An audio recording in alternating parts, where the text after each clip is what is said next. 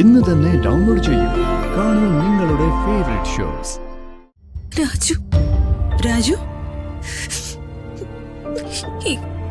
ഈ കല്യാണം നടക്കില്ലെന്ന് രാജു പറഞ്ഞു.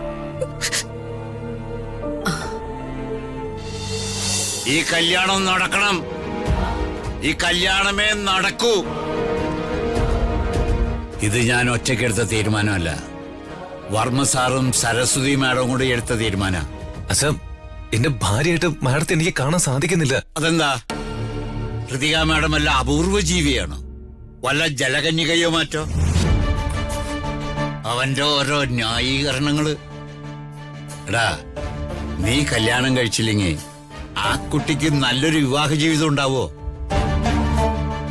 നിന്റെ കൂടെ പുറത്തെ പെണ്ണെന്നല്ലേ എല്ലാരും പറയൂ. സാറിന്റെ കോടിക്കണക്കിനുള്ള സ്വത്ത് കണ്ട ആരെങ്കിലും ഒരുത്തന് ആ കുട്ടിയെ കെട്ടിയേക്കാം. സ്വത്തെല്ലാം കൈക്കലാക്കി അവൻ ആ കുട്ടിക്ക് സ്വസ്ഥത കൊടുക്കോ? നിന്റെ പേര് പറഞ്ഞ ആ കുട്ടിയെ നിരന്തരം പീഡിപ്പിക്കും. ഒടുവില് കുക്കർ പൊട്ടിത്തെറിച്ചോ ഗ്യാസ് തീ പിടിച്ചോ ആ ജീവിതം അവസാനിക്കും. ആ കുട്ടിയുടെ കൊലപാതകത്തിന് ഉത്തരവാദി നീയായിരിക്കും. സ്വസ്ഥമായ മനസ്സോടെ നിനക്ക് ഈ ഭൂമിയിൽ ജീവിക്കാൻ പറ്റുമോ? നിന്നെ ജീവന തുല്യം സ്നേഹിക്കുന്ന മറ്റൊരു മനുഷ്യനുണ്ട്, വർമ്മ സാറ്.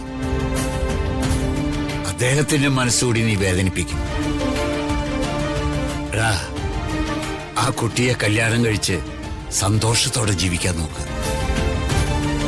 നീ അത് ചെയ്തില്ലെങ്കിൽ നിന്റെ ജാതക വിധിയെന്നേ എനിക്ക് പറയാനുള്ളൂ.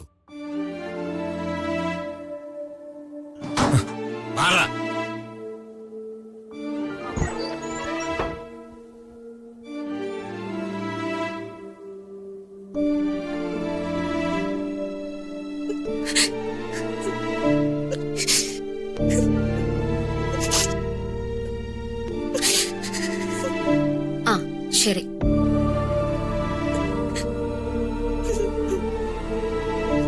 ഞാൻ അങ്ങോട്ടേക്ക് വിളിക്കാം.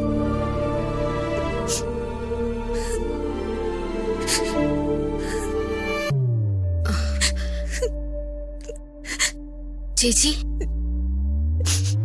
എന്തിനാ കരയുന്നേ? ഒന്നുമില്ല. ഞാൻ കരഞ്ഞ കാര്യം അപ്പു ആരോടും പറയണ്ട. എന്ന് പറഞ്ഞാൽ എങ്ങനെയാ? കരയുന്നത് എന്റെ ചേച്ചിയാ.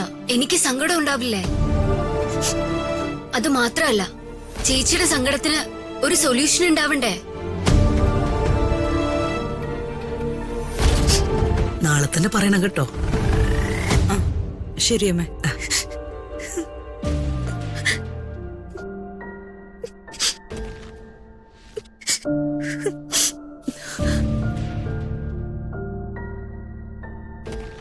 എന്താ ഇവിടെ രണ്ടുപേരും കൂടി? ഒന്നുമില്ല അമ്മമ്മേ, ഞങ്ങള് അങ്ങനെയല്ല.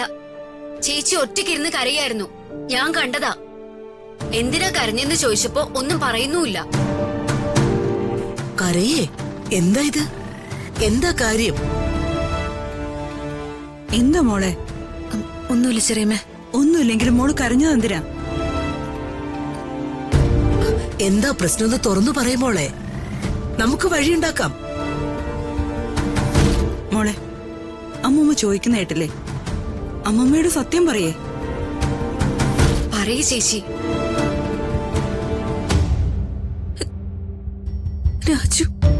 രാജു,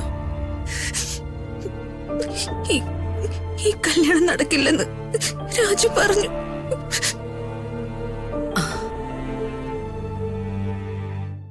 അവനങ്ങനെ പറഞ്ഞോ? അതെന്താ കാര്യം? രാജുവിന് ഋതുമോളോട് ഇഷ്ടമില്ലാഞ്ഞിട്ടല്ല, അവന്റെ മനസ്സിൽ മറ്റെന്തോ കാര്യങ്ങളുണ്ട്.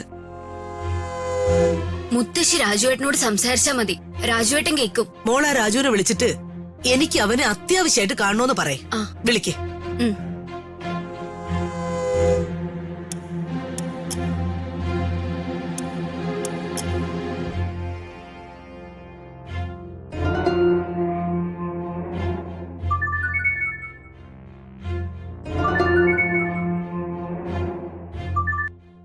ഹലോ, ഞാനാ രാജുവേട്ടാ, അപ്പു. ആ എന്താ അപ്പു? അത് മുത്തശ്ശിക്ക് രാജുവേട്ടനെ അത്യാവശ്യമായിട്ടൊന്ന് കാണണമെന്ന്. വേഗം ഇങ്ങോട്ടൊന്ന് വരണം. ആ ശരി അപ്പു, ഞാൻ വരാം.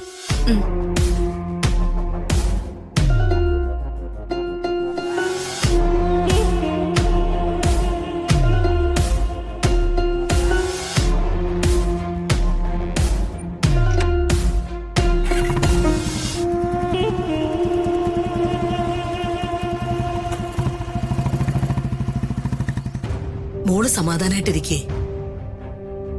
എന്റെ മോളുടെ സ്വപ്നം ഞാൻ സാക്ഷാത്കരിക്കും. അത് ഈ അമ്മമ്മ ഉറപ്പ് പറയുന്നു. മോള് കരയാതെ.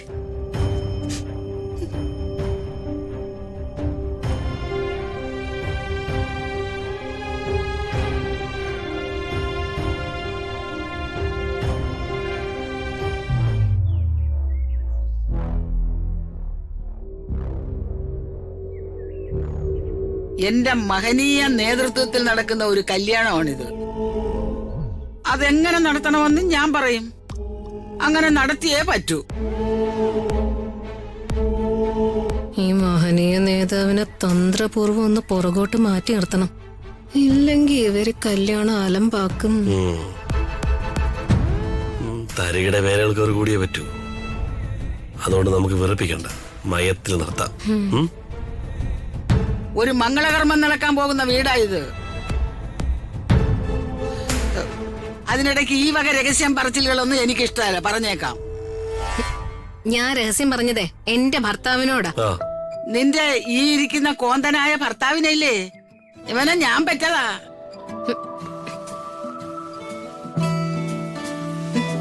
എനിക്ക് ഇടിവെട്ടി നിൽക്കുന്ന നേരത്ത് എന്റെ ദൈവം എനിക്ക് തന്ന ആറ്റം പണിയാണ് ഈ ഇരിക്കുന്ന മരവാഴ. മരവാഴേ കേട്ടോടി, ഞാൻ മരവാഴയാണെന്ന്. മറ്റൊരു മരവാഴയുടെ ചുവട്ടിലെ പുതിയൊരു മരവാഴ കിളിർക്കും. അന്തസ്സുള്ള ഭാര്യാഭർത്താക്കന്മാര് ഇടയ്ക്കിടയ്ക്ക് ഒട്ടി നടക്കുന്ന ഇണക്കുരുവികള്. അമ്മ പോട്ടമ്മേ, നമ്മളൊരു നല്ല കാര്യത്തെ കുറിച്ച് സംസാരിച്ചുകൊണ്ടിരിക്കുകയല്ലേ. അതിനിടയ്ക്ക് എന്തിനാ ഇങ്ങനെ ഒരു വഴക്ക്? ഞാൻ വഴക്കുണ്ടാക്കുന്നതല്ല രാധേ. യവനെ എവളും കൂടെ എന്റെ പെടലിക്ക് വന്ന് കയറുന്നതല്ലേ. ഞാൻ അമ്മായിയമ്മ പോര് മറന്നിട്ട് എത്ര കാലമായെന്നറിയാമോ? എടി, വല്ലപ്പോഴെങ്കിലും അമ്മായിയമ്മ മരുമോളെ 2 വഴക്ക് പറഞ്ഞില്ലെങ്കിൽ പിന്നെ ഞാൻ ജീവിച്ചിരുന്നിട്ട് എന്താണ് ഈ കാര്യം? എനിക്ക് പോയി ചത്തൂടെ?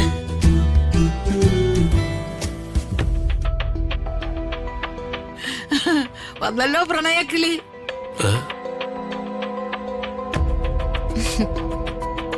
ഞങ്ങളെ നിന്റെ കല്യാണത്തെ കുറിച്ച് ആലോചിക്കാൻ ഒരു പൊതുയോഗം കൂടുമായിരുന്നു. മോളിരിക്ക്.